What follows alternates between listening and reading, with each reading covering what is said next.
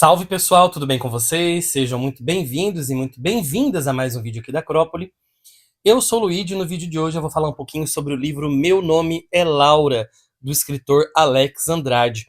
Um livro que acabou de sair pela Confraria do Vento, inclusive numa edição também super lindinha, super bonitinha, como sempre a Confraria fazendo edições, inclusive um pouquinho menores assim, mas elas cabem confortavelmente na mão e são super gostosas de ler. Não é o primeiro livro que eu leio do Alex Andrade, eu li também e resenhei os livros Amores, Truques e Outras Versões, publicado em 2014, Antes que Deus Me Esqueça, publicado em 2018, e também o livro Para os que Ficam, publicado em 2022, livro que foi semifinalista, se não me engano, do Prêmio Oceanos. Nascido no Rio de Janeiro, o autor é arte educador e também publica livros infantis. Do que fala esse livro, Luigi? Calma, eu vou falar, mas antes eu vou pedir para você se inscrever no canal, ativar as notificações, dar um like, ver mais vídeos aqui no canal, indicar para amigos, assistir uma playlist inteira, ou seja, quanto mais engajamento você tiver aqui com o vídeo, com o canal, isso é muito bom pra gente, porque a plataforma pode recomendar, né, o canal para mais pessoas. Não te custa nada, vai levar só alguns segundos e pra gente vai ser super importante. Em A Irmã da Lua, Tig desenvolve um relacionamento próximo com um místico veado branco, que se chama Pégaso. Em culturas por todo o mundo, os veados brancos são altamente reverenciados. O povo celta da antiga Escócia acreditava que eram mensageiros do outro mundo, e lendas medievais afirmam que a captura de um deles traz um conhecimento espiritual incalculável. De onde teria surgido essa relação entre veado e homossexualidade? O livro conta a história de um menino chamado Pedrinho. Eu coloquei aqui entre aspas, porque de fato, entre aspas, ou pelo menos até certo ponto, esse menino se entende, essa pessoa se entende como menino. O livro é dividido em 3 partes: Pedro, Pedrinho e Laura. Pedro é o pai do Pedrinho e ele narra a primeira parte do livro mostrando quando ele conheceu a Heloísa, que é a mãe do Pedrinho, e de como o relacionamento se desenvolveu, a gravidez, o perigo de quase perder a gravidez, porque eles sofreram um acidente, e de como foi uma gravidez bastante tumultuada, e que foi quase um milagre da criança ter sobrevivido. E também era tumultuada a relação dele, não só com a própria Heloísa, de quem ele vai se separar depois, mas também em relação aos pais da Heloísa, que estão cristãos fervorosos, e que, para usar as palavras do narrador, não aprovam o relacionamento dela com um pagão. Quer dizer, a criança sobrevive a todos os problemas de uma gravidez, mas é só o início dos problemas, porque basta ele nascer para a sociedade começar a apontar o dedo para ele, e esse dedo apontado começa dentro de casa, dentro da própria família. O Pedrinho é uma criança bastante afeminada para os padrões sociais, e ele não consegue se enturmar com as crianças, com os outros meninos, ele detesta jogar futebol, ele não consegue fazer amizades com os outros meninos e acaba preferindo ficar trancado no quarto, brincando com lençóis e outras peças de roupa ou calçados surrupiados da mãe. Mãe que, inclusive, é a primeira para olhar para o filho e dizer assim: haja que nem homem, você está sendo uma mariquinha, o que é isso? Ela é só a primeira a não aprovar esse comportamento, porque depois também vem a avó e o vô, mas, sobretudo, também a escola, onde o bullying contra a criança começa de maneira gigantesca. Os pais são separados e o Pedrinho ele tem um mínimo respiro ali dessa sociedade que o acusa quando ele vai passar o final de semana na casa do pai. O Pedro é o único que não vai acusar o menino e tenta deixar o menino à vontade para ser quem ele é.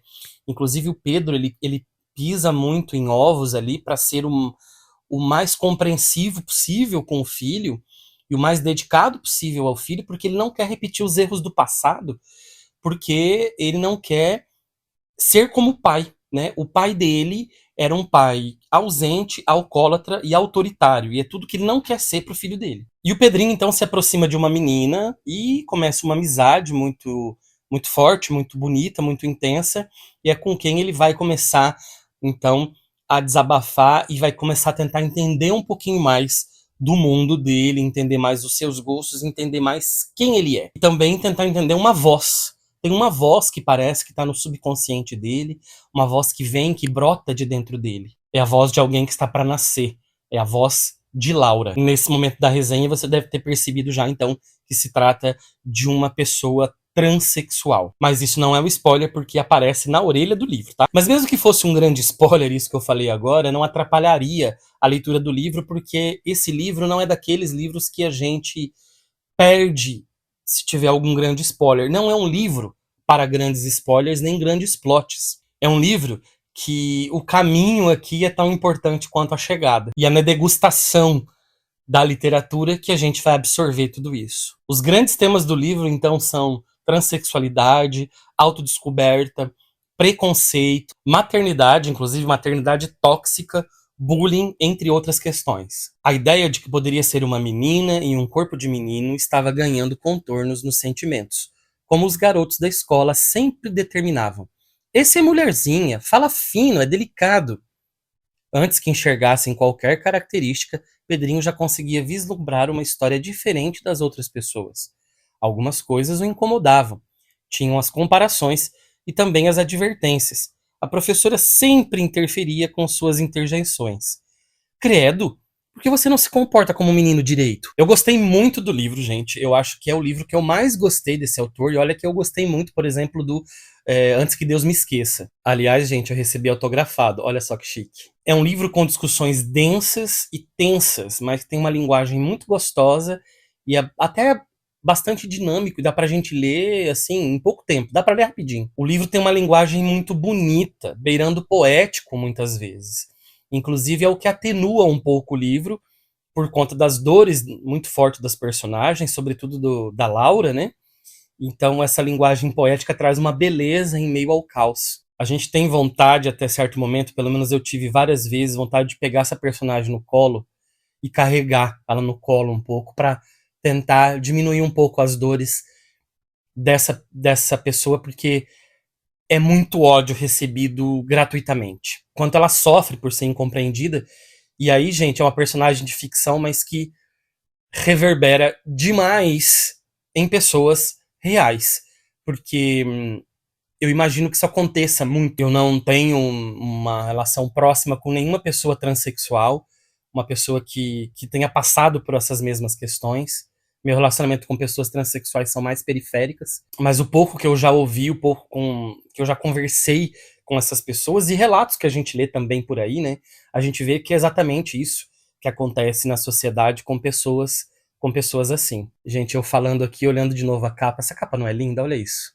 Né? Olha quanta coisa que sai dessa cabeça da Laura. Gostei muito que o Alex tocou aqui no tema da religiosidade opressora, que é uma coisa que pulula no Brasil contemporâneo, e a gente fala ainda pouco sobre isso, né? A gente tem bancada evangélica, a gente tem perseguição, né? No último governo mesmo, a gente teve aí, né, uma adoção de quase uma adoção de uma autocracia religiosa aí, e com discursos muito fortes, religiosos, preconceituosos em relação a várias camadas da sociedade. Então eu acho que a gente tem que tocar muito nesse assunto, sim. E também acho importante contar a história de uma personagem transexual, porque apesar de a gente ter aí algumas escritoras transexuais que aparecem, que apareceram já no mercado editorial, né? Só para citar uma, a Camila Sosa Villada, a escritora argentina, né? Que escreve muito sobre a sua realidade.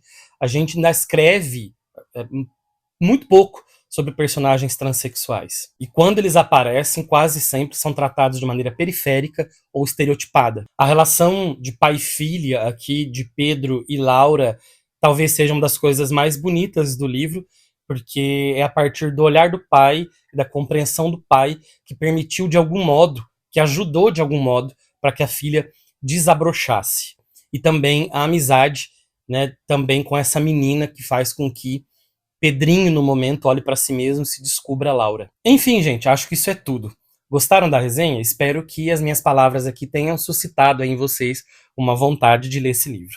E eu peço para que você escreva aqui nos comentários se você já leu esse livro, se você conhece esse autor, se você já leu outros livros dessa editora e se você conhece outros livros de personagens transexuais. E sem mais a dizer, fico por aqui. Nos vemos num outro vídeo. Um abraço e até a próxima!